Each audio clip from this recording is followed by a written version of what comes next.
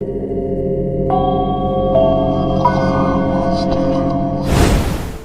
And नमस्कार। Welcome you all at new episode of mysterious cinema.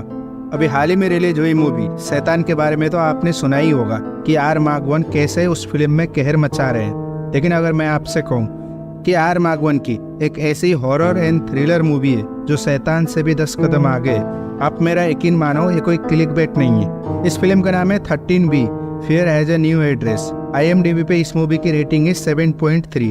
मतलब आप समझ रहे हो ना, 7.3 की रेटिंग ऐसे ही नहीं मिल जाती। सो आइए आर माधवन की एक suspense horror and thriller movie को स्टार्ट करते हैं। मूवी स्टार्ट करने से पहले एक बात आपको बतानी जरूरी है कि मैं चाहकर भी इस वीडियो को छोटा नहीं रख सकता, क्योंकि इस फिल्म का हर एक सीन आने वाले दूसरे सीन से कनेक्टेड है। फिल्म के पहले सीन से ही हमें पता चल जाता है कि आर माधवन यानी कि मनोहर की फैमिली में कुल मिलाकर 7 मेंबर है।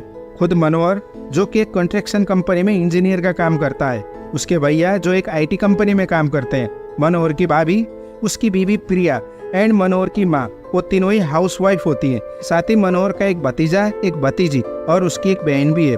वो सब साथ मिलकर रहते हैं। अभी अभी मनोहर और उसके भैया ने मिलकर 20 साल के इंस्टॉलमेंट में एक नया घर खरीदा है जो 13 फ्लोर में था एंड उनका अपार्टमेंट का नंबर भी 13B था। एंड आज ही वो लोग अपने नए घर में शिफ्ट हुए थे। पर नए घर में पहले ही दिन एक अपशकुन सा हो जाता है। प्रिया जो कि मनोहर के लिए चाय बना रही थी, अचानक दूध फट जाता है। घर वालों को लगता है शायद दूध पुराना होगा इसलिए फट गया, पर एक्चुअली में कहानी कुछ और ही थी जो आपको धीरे धीरे पता चल जाएगा। मनोहर नाश्ता पानी करके ऑफिस के लिए निकल जाता है, पर मनोहर जैसे ही लिफ्ट के अंदर जाता है, लिफ्ट भी काम करना बंद कर देता है। मनोहर को लगता है कि लिफ्ट में कुछ खराबी हो गई है, बट बात कुछ और थी जो आपको आगे पता चल जाएगा। लिफ्ट के बाहर मनोहर की मुलाकात एक बुजुर्ग अंधे आदमी से होती है जिनका सहारा उनका कुत्ता था। बातों बातों में मनोहर उस अंधे आदमी को नेक्स्ट संडे खाने पे इनवाइट करके सीढ़ियों से ही उतरकर ऑफिस चला जाता है। पर मनोहर के जाते ही लिफ्ट ऑटोमेटिक चलने लगती है, जिसकी आवाज़ सुनकर वो अंधा आदमी थोड़ा सा बेचैन हो जाता है। अपने कंस्ट्रक्शन साइट में पहुँच के मनोहर अपने दोस्त को अपना नया मोबाइल दिखाता है। आपको भी शायद याद होगा 2009 में किसी के हाथ में नोकिया 72 का होना आज के ज़माने में iPhone 15 Pro Max होने से भी बड़ी बात होती थी। उसका दोस्त जब मनोहर के फ़ोन की गैलरी चेक करता है तो मनोहर के घर के सारे मेंबर की फ़ोटो तो एकदम सही थी, पर मनोहर की फ़ोटोज़ बहुत डरावनी थी।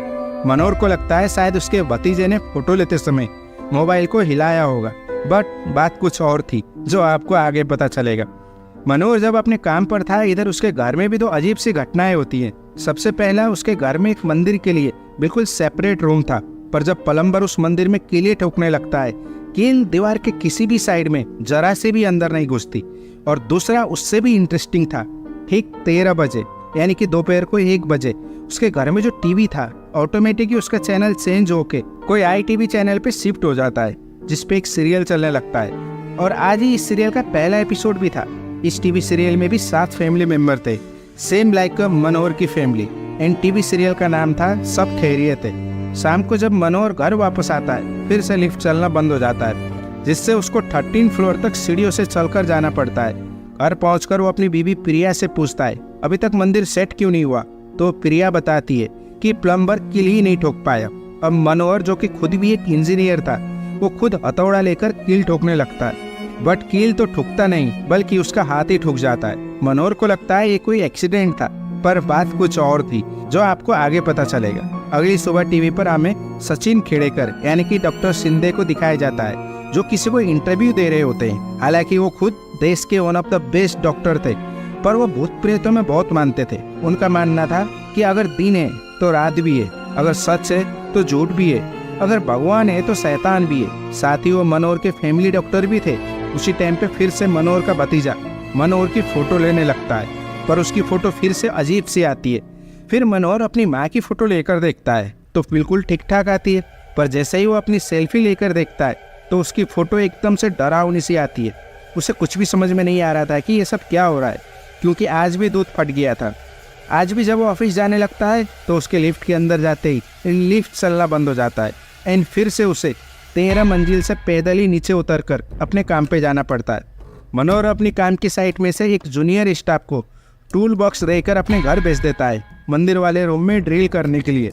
पर जैसे ही वो उस मंदिर में ड्रिल करने लगता है उसे हाई वोल्टेज का इलेक्ट्रॉनिक शॉक लग जाता है, जिसे देखकर परिवार वाले बहुत डर जाते हैं एंड उसे वापस भेज देते हैं। उसके बाद ठीक 13 यानी कि दोपहर के 1 बजे वो टीवी सीरियल ऑटोमेटिक शुरू हो जाता है एंड मनोहर की माँ, भाभी एंड उसकी बीवी उस टीवी सीरियल में खो जाते हैं।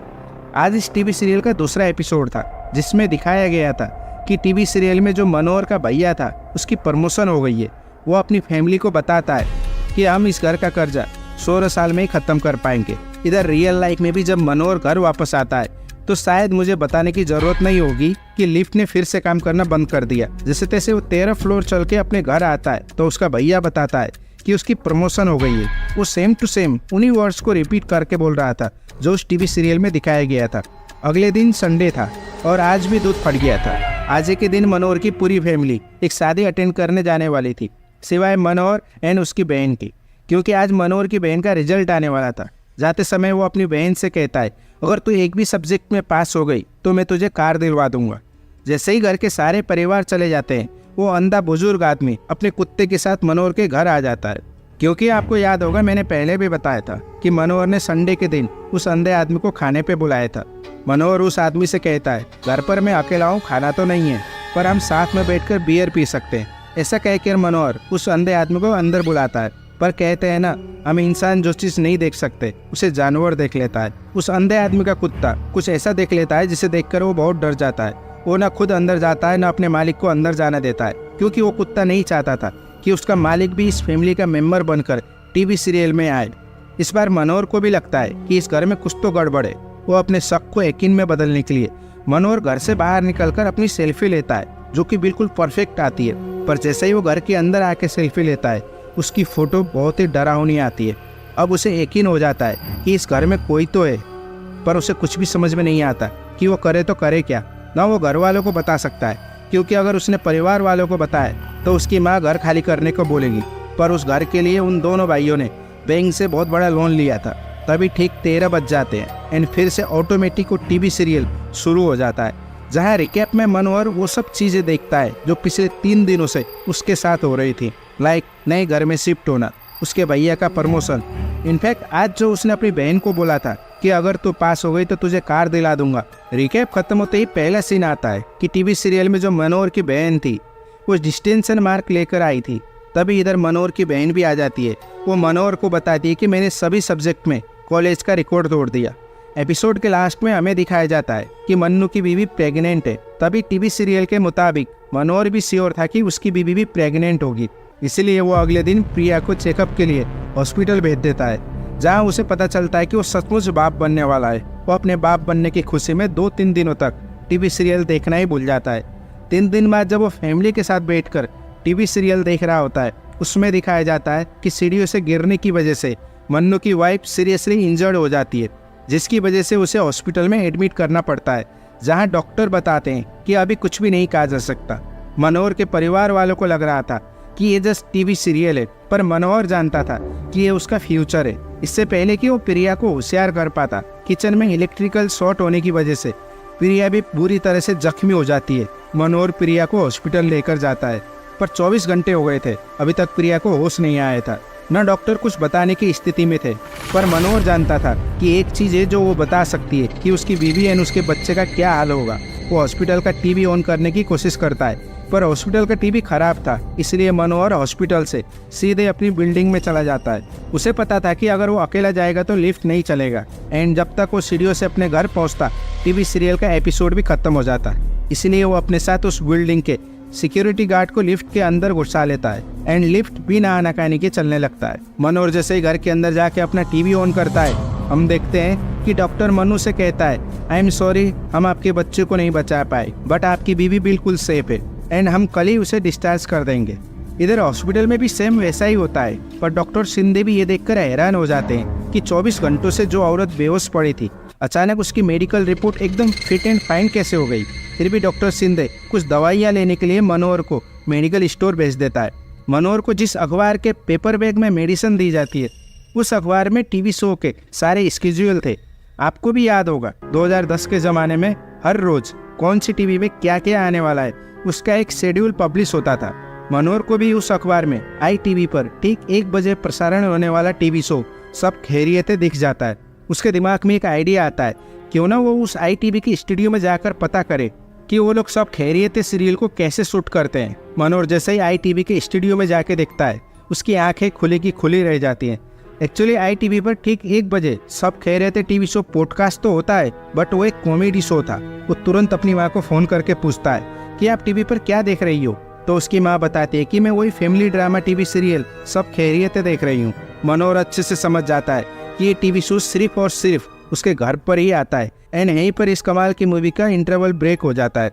इंटरवल के बाद मनोहर सीधे अपना एक पुलिस वाला दोस्त मुरली शर्मा यानी कि इंस्पेक्टर शिवा के पास जाके बताता है कि उसके साथ क्या क्या हो रहा है। बट पहले तो शिवा उसकी बात पे यकीन नहीं करता, बट जब मनोहर शिवा को अपने घर ले जाकर उस टीवी सीरियल को दिखाता है तो उसकी आंखें भी खुली की खुली रह जाती हैं, क्योंकि टीवी सीरियल में सेम ऐसा ही दिखाया जा रहा था कि कैसे मनोहर अपने एक पुलिस वाले दोस्त के पास जाता है, कैसे वो उसको अपने घर लेकर आता है।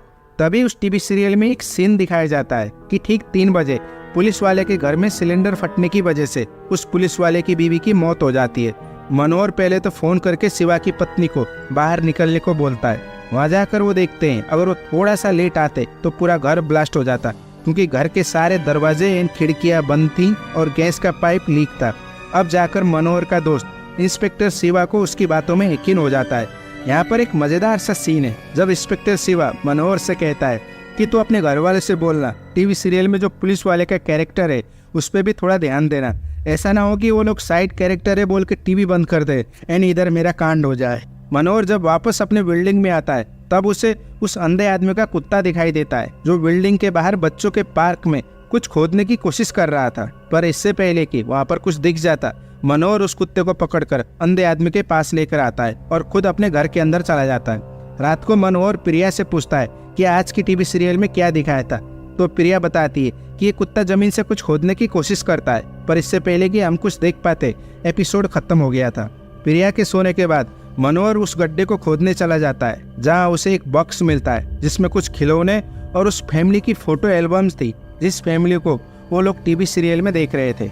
मनोहर उन फोटो एल्बम को लेकर सीधे इंस्पेक्टर शिवा के पास चला जाता है, क्योंकि उन फोटोज में कुछ ऐसी फोटो भी थी जो घर के अंदर ली गई थी, जहाँ पर कैलेंडर भी लगा हुआ था, जिससे ये बात पता चलती है कि ये फोटो जून 1977 में ली गई थी। पर मनोहर को एक बात जो सबसे ज़्यादा परेशान कर रही थी वो ये था कि जो लोग 30 साल पहले मर गए वो लोग आज भी उसी उम्र में उसी रूप में उसके घर के टीवी पर क्यों आते हैं। तभी मनोहर को अचानक उसके फैमिली डॉक्टर शिंदे की याद आती है, जो डॉक्टर होके भी भूत प्रेत में थेसिस करता था। पर मनोहर डॉक्टर शिंदे को डायरेक्टली ये नहीं बता सकता था कि ये सब मेरे साथ हो रहा है। इसीलिए मनोहर इंस्पेक्टर शिवा को डॉक्टर शिंदे के पास लेकर जाता है एंड अपने साथ जो कुछ भी हो रहा है वो ऐसे बताता है कि मानो सब कुछ इंस्पेक्टर शिवा के साथ हो रहा हो, ताकि मनोहर ये जान सके कि ये सब क्यों और कैसे हो रहा है। अगर मैं डॉक्टर की बातों को सीधी भाषा में समझाऊं तो डॉक्टर का कहने का मतलब था उस जगह पर जरूर कुछ खतरनाक हादसा हुआ था एंड जिन लोगों के साथ ये हादसा हुआ था वो लोग या तो टीवी देखना बहुत पसंद करते थे या वो टीवी में एकदम एक्सपर्ट थे। जिसने भी उनके साथ ये सब किया था वो अभी भी आज़ाद घूम रहा है एंड वो आत्माएं उन फोटोज एंड टीवी के जरिए तुमसे कुछ कहना चाहते हैं। ये सुनते ही मनोहर एंड शिवा वहाँ से निकलकर उस एल्बम को दोबारा चेक करने लगते हैं कि क्या पता शायद उन्हें कोई क्लू मिल जाए। तभी उनको उस फोटो एल्बम में एक और इंसान की फोटो दिखाई देती है जिसे अभी तक टीवी सीरियल में दिखाया नहीं गया था। वो लोग 1977 के जून महीने में हुए मर्डर के बारे में जितने भी आर्टिकल छपे गए थे एक एक करके उसको चेक करने लगते हैं। तभी मनोहर को एक न्यूज़पेपर में उस लड़की की फोटो दिखाई देती है जो लड़की टीवी सीरियल में मन्नू की बहन का रोल प्ले कर रही थी। उस लड़की का नाम था चित्रा, जो एक न्यूज एंकर थी। उसके पूरी फैमिली को किसी ने हथौड़े से मारकर हत्या कर दिया था एंड जिस जगह पे वो हत्याकांड हुआ था आज उसी जगह पर मनोज का अपार्टमेंट खड़ा था। उन लोगों के घर का नंबर भी 13B था एंड मनोहर का घर का नंबर भी 13B है। फिल्म ऐसे टाइमलाइन में 30 साल पीछे चली जाती है। वहाँ पर हम देखते हैं कि सेम मनोहर जैसे ही एक खुशहाल फैमिली होती है। मन्नू, उसका बड़ा भाई शिवू, उसकी माँ, उसकी भाभी, मन्नू की बीवी, एक भतीजा एंड एक भतीजी जो इस समय बाहर एक गड्ढे में अपनी फैमिली फोटोज के एल्बम को छुपा रहे थे जो मनोहर को मिला था। साथ ही उसकी बहन चित्रा एंड एक एक्स्ट्रा मेंबर मन्नू का बड़ा भाई अशोक जो दिमागी रूप से पूरा पागल था। चित्रा जो कि दूरदर्शन में न्यूज एंकर का काम करती थी, इसलिए उनके दोनों भाई मन्नू एंड शिवू अपनी बहन को टीवी पर देखने के लिए घर में एक नया टीवी लेकर आते हैं। उस टाइम पे किसी के घर में टीवी होना भी एक बहुत बड़ी बात मानी जाती थी, इसलिए मन्नू के घर के बाहर टीवी देखने के लिए लोगों की भीड़ लगी हुई थी। मन्नू की माँ बाहर खड़े लोगों को एंड अपने पागल बेटे अशोक को भी टीवी देखने बुला लेती है। बट पहली बार इतने सारे लोगों को एक साथ देख के उस अशोक को दौरा पड़ने लगता है और बहुत ही डरावना सा चेहरा बनाकर सबको मारने पीटने लगता है। अपने पागल भाई को ऐसा देखकर मन्नू एंड शिवा अशोक को एक कमरे में ले जाकर बंद कर देते हैं। एंड यहाँ से सीन कट होकर दूसरे दिन में शिफ्ट हो जाता है, जहाँ हम देखते हैं कि चित्रा की पूरी फैमिली को किसी ने बड़ी बेरहमी से हथौड़े से पीट पीट कर मार डाला। जब पुलिस घर के अंदर जाती है तो वो देखती है कि मन्नू का पागल भैया अशोक खून से लथपथ हाथों में हथौड़ा लिए टीवी को फोड़ रहा था। पुलिस के साथ साथ पड़ोसियों को भी लगता है कि अशोक ने ही अपनी फैमिली को मारा है। पुलिस मन्नू के बड़े भाई यानी कि चित्रा के चाचा अशोक को गिरफ्तार कर लेती है।